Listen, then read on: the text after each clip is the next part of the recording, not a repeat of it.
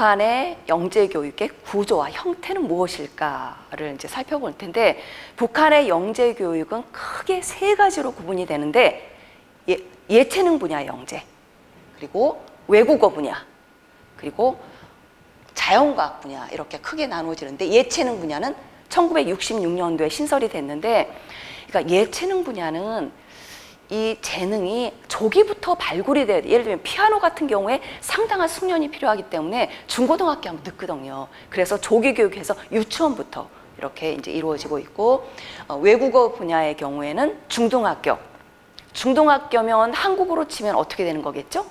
중학교, 고등학교 연령. 그리고 자연과학 분야도 마찬가지로 중학교, 고등학교 분야로 이루어져 있습니다. 이런 이야기를 하더라고요. 북한은 사회주의 교육이다.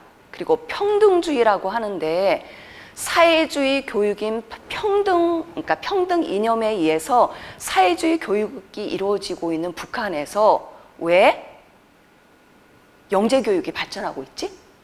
이런 질문을 해요.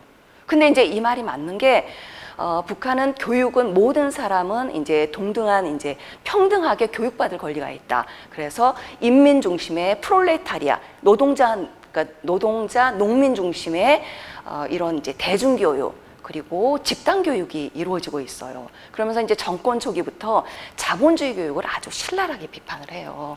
왜냐하면 이제 자본주의 교육은 그 있는 자들을 위한 교육이다. 그리고 있는 자들은 교육을 계속 받을 수 있지만 없는 사람들은 기본적인 교육만 받고 재능을 발전시킬 수 없다.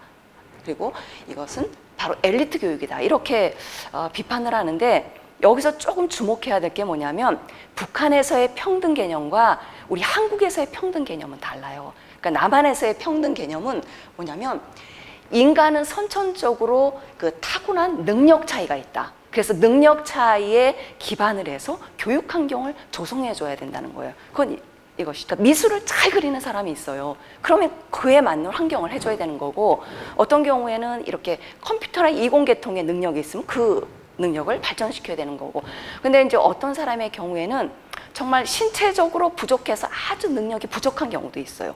그러면 이러한 차이에 맞게 부족하면 좀 더 채워주고, 약간 속도가 빠르면 더 많이 채워주는, 이것이 바로 평등주의 교육관에 입각한 교육이라고 이야기를 하는 겁니다. 그럼 이제 이렇게 이야기를 할 수 있죠. 평등주의 교육을 해야 되는 북한에서 어떻게 이런 엘리트 교육을 할 수 있느냐. 그럴 때 북한 당국에서 하는 건 그겁니다. 개인의 그 발전을 보장하면서 동시에 집단의 발전을 보장해 주는 것이 바로 북한의 영재 교육이다라고 해서 발전하고 있습니다.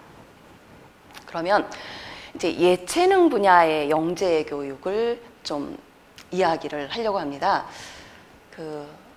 우선 예체능 분야 이제 영재 교육을 가기 전에 예술 학교를 다닌다고 하셨는데, 어떻게 그 학교를 들어가셨는지 궁금합니다. 저 같은 경우에는 이제 어렸을 때부터 글쓰기나 뭐 이야기 만드는 거에 관심이 많았었거든요. 그래서 이제 고등학교 때까지 그냥 일반적인 교육을 받다가 이제 진로를 막상 선택해야 되는 시기가 왔을 때 대학을 어느 전공으로 해야 될까를 고민하다가 이런 한국예술종합학교라는 예술학교가 있고, 거기에 가면 뭐 이야기를 만들고 글을 쓰고 영화를 제작하는 거를 전공으로 선택해서 배울 수가 있다, 이런 이야기를 듣고 이제 서울에 올라와서 실기 시험을 따로 진행을 했어요. 그래서 그 실기 시험에 합격을 해서 학교를 다니게 되었어요. 네. 그러면 이제 이 북한에서 이야기하는 영재 중학교나 고등학교 단계는 거치지 않고 그냥 대학을 약간 예술 분야에 특화해서 들어가는 것이겠네요. 네, 저 같은 경우에는 대학에 가기 위해서 저는 사교육의 도움을 좀 받았었죠. 고등학교 때 이제 그런 학원들이 있으니까 이런 예술대학교에 합격하기 위해서는 뭐 이런 훈련이 필요하다, 이런 걸 제시해주는 사교육 학원이 있어서 거기를 고등학교 때 잠깐 다녔었어요. 네. 예, 알겠습니다. 네. 그럼 이제 다시 이제 본론으로 들어가서, 우선 이제 북한의 이제 영재 교육이 세 분류로 나누는데, 첫 번째 예체능 분야의 그 영재 교육을 살펴볼 텐데, 북한의 예체능 교육은 1959년도에 최고인민회의의 법령에 의해서 예술문화 전문 교육을 바로 실시하기로 했습니다. 그리고 난 다음에 이제 영재교육 학교들이 세워지는데 약간 좀 특이한 사항은 뭐냐면 전공별로 특화된 학교들을 만들어요. 예를 들면 음악학교, 무용학교, 미술학교, 체육학교, 교회학교, 그리고 축구학교. 정말 신기하지 않아요? 우리 교회학교. 교회학교가 어떤 학교일까요? 아시는 분 있으세요? 교회학교. 영재학교입니다. 교회. 혹시 오신 분 어떻게 교회학교 아시나요?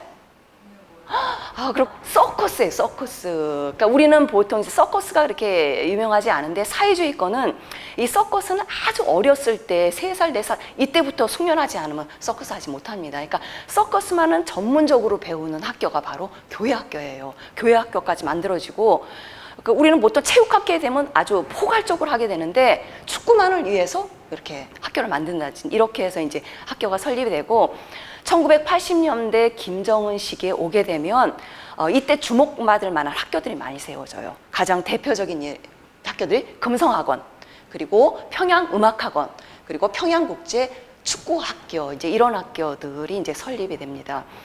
그리고 2012년에 김정은 정권이 출범하면서는 이 영재교육과 관련해서 좀 더 주목할 만한 게 수재들의 활동이에요. 수재들도 조기 영재들의 활동. 다른 말로 하게 되면 우리 신동이라고 하죠. 신동들의 활동이 아주 활발하면서 언론에서 대대적으로 보도를 하게 되는데, 그렇다 보니까 이제 여기에 이 조기 신동들을 양성을 하는 유치원에 주목을 하게 돼요. 그래서 창광유치원, 경상유치원, 그리고 이 아이들이 국제대회에 나가서 이제 상을 받게 되는데 여기 최장흥, 한수려, 이유정 이런 아이들이 많은데 이 중에서도 이제 최장흥 이 아이는 폴란드 쇼팽 경연대회에 나갔어요. 6살 때. 그래서 특등상을 받습니다. 이 아이가 어디 출신인지 아세요? 경상유치원 나온 애예요. 마찬가지로 한수려 폴란드 이제 경연대에 나가서 2등을 하게 됩니다. 이 아이도 이때 6살이었는데 최연소였습니다. 그러니까 이제 나가자마자 국제사회에서 온갖 이제 이목을 받는 이러한 아이들이 이제 막 배출이 되게 됩니다. 그래서 이제 이 아이들은 그럼 이제 이 유치원을 나오게 되면 이 아이들이 그 다음에 뭘 바라보겠어요? 어떤 학원을 갈까? 그 다음에 아이들이 관심을 갖는 게 바로 이 금성학원이나 평양음악학원이에요. 북한에서 우리는 보통 걸그룹이라고 하죠. 북한에도 걸그룹이 있어요. 대표적인 북한의 이제 걸그룹이 기억나시는 데 있으세요? 북한 걸그룹? 예, 모란봉 악단. 예. 그 모란봉 악단인데 북한 모란봉 악단의 아주 가수들의 상당수가 바로 금성학원 출신이에요. 그리고 우리 김정은 위원장의 부인 리설주 여사 어디 출신이냐면 금성학원 출신이에요. 그러니까 언론을 접하는 이제 국민들의 입장에서는 와, 금성학원, 경상유치원, 야, 조그만 애가 나와서 이렇게 바로 그러면서 상당히 많은 이제 국민들이 이런 조기 교육에 대해서 눈을 뜨면서 우리 아이가 뭔가 재능이 있다라고 하면 재능을 빨리 발굴해 줘야 되겠다. 그리고 재능을 빨리 발굴해 주려고 하면 유치원을 보내야 되겠네. 그리고 가능하면 초등학교를 보내지만 소학교를 보내지만 이게 선영공전에 보내야 되겠나 하면서 부모들이 이 학교에 보내기 위한 다양한 이런 영향력들 이런 것들 행사해 가고 있습니다.